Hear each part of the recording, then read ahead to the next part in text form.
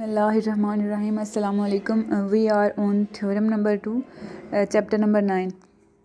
Statement of the theorem is saying that a straight line drawn from the center of the circle to bisect the chord which is not a diameter is perpendicular to the chord. Diagram बनाते हुए सबसे पहले आपने यहाँ पर एक circle draw करना है, ठीक है। सर्कल ड्रॉ करने के बाद यहाँ पर देखें ब्रैकेट के अंदर एक चीज़ लिखी हुई है विच इज़ नॉट अ डायामीटर। अच्छा, इसका मतलब ये है कि जो डायामीटर होता है ना, वो बिल्कुल जो डायामीटर वाली लाइन होती है ना, वो सर्कल के इस तरह से दरमियान में लगाई जाती है। लेकिन ये जो कॉर्ड है ना, कॉर्ड, ये जो वर्ड है कॉर्ड, इससे मुराद ये वाली लाइन है जिसको ए और बी का नाम दिया हुआ है, ठीक है। तो ये आपको नज़र आ रही है, ये सर्कल के सेंटर में नहीं है, तो आपने इसको इधर ड्रॉ करना है, ठीक है। ये टू बाइसेक्ट अ कॉर्ड, ये हमने सर्कल के बाद अब क्या ड्रॉ कर लिए, इस ये जो लाइन ड्रॉ की है जिसको इधर ए का नाम दिया हुआ है और इधर बी का, इसको क्या कहेंगे, इसको कहेंगे कॉर्ड। उसके बाद ये सर्कल का सेंटर, स्ट्रेट लाइन अब आपने ड्रॉ करनी है, drawn from the centre of a circle to bisect a cord.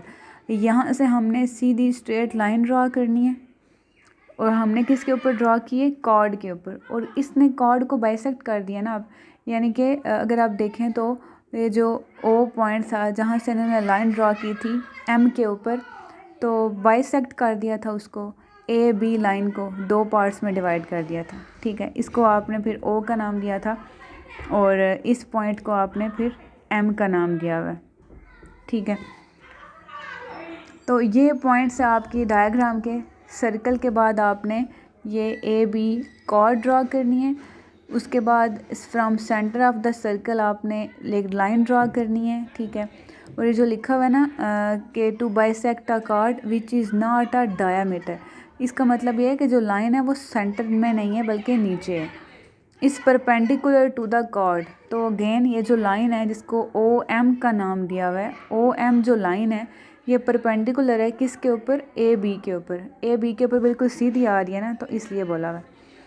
उसके बाद वो कह रहे हैं कि जो एम है वो मिड पॉइंट है एनी कॉर्ड। ये देखें ए बी जो लाइन है उसका मिड पॉइंट कौन है, वो एम है, ठीक है। और सर्कल का जो सेंटर है विद द सेंटर ओ, वो आपके पास ओ सेंटर है। उसके बाद फिर chord A B is not the diameter of the circle, क्योंकि हमने जो बोला है कि जो कॉर्ड ए बी है वो सेंटर में प्रेजेंट नहीं है, इसलिए हम उसको डायमीटर नहीं कह सकते, तो वो कॉर्ड है। उसके बाद टू प्रूफ में क्या करना है आपने, कि आपने ये बताना है कि जो ओ एम है, ठीक है, ये जो सीधी बिल्कुल स्ट्रेट लाइन है ओ एम, ये परपेंडिकुलर का किसके ऊपर, इस लाइन ए बी के ऊपर। कंस्ट्रक्शन में क्या करना है आपने, जो ए है उसको भी ओ से ज्वाइन कर दिया और बी को भी ओ से ज्वाइन कर दिया, और उसके बाद एंगल 1 और एंगल 2 बन गए ये दो एम पॉइंट के ऊपर 90 डिग्री के, ठीक है। उसके बाद आपके पास स्टेटमेंट्स और रीजंस आ गई हैं। ओ ए एम एक ट्रायंगल बन गई है और एक आपके पास बन जाएगी इधर से ओ बी एम, दोनों के दरमियान जो साइन है वो है कोरिस्पोंडेंस का। उसके बाद ओ ए और ओ बी इस तरह से, ठीक है, ये हैं और ये इक्वल हैं दोनों साइड्स। और इधर रीजंस क्या लिखा हुआ है, रेडियस का प्लूरल है ये वाला word, radii of the same circle.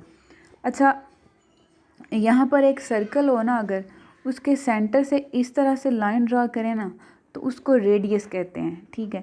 तो अभी हमने जो ओ ए बोला है ये आपका ओ है ना और ये ए है, इसी तरह से इस साइड पे बी प्रेजेंट है, तो ओ बी और ओ ए इक्वल हैं, इट मीन्स ये दोनों क्या हैं, सर्कल के रेडियस हैं, ठीक है।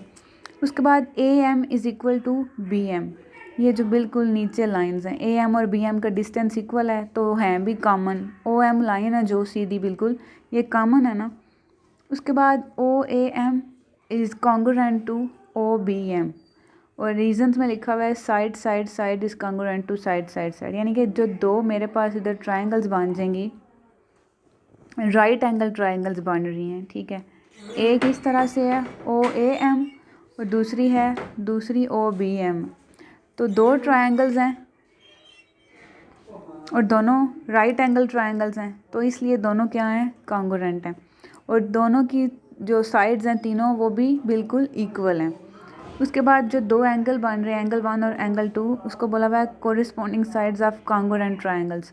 ट्रायंगल्स कॉन्ग्रुएंट थी और उनकी साइड्स भी क्या हैं, बिल्कुल इक्वल हैं।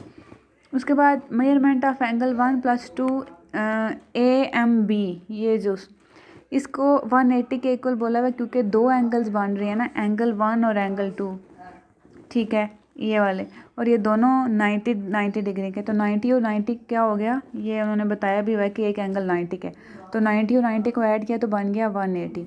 और यहाँ पर लिखा हुआ है एडजेसेंट सप्लीमेंट्री एंगल्स।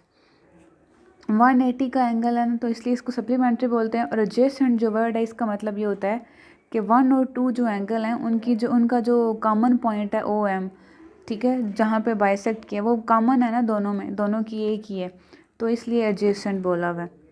उसके बाद लास्ट पे लिखा हुआ है कि OM जो आपके पास है, ठीक है, ये वो परपेंडिकुलर है AB पे, क्योंकि यही चीज़ आपने क्या करनी थी, प्रूव करनी थी। Thank you so much. अल्लाह हाफिज़।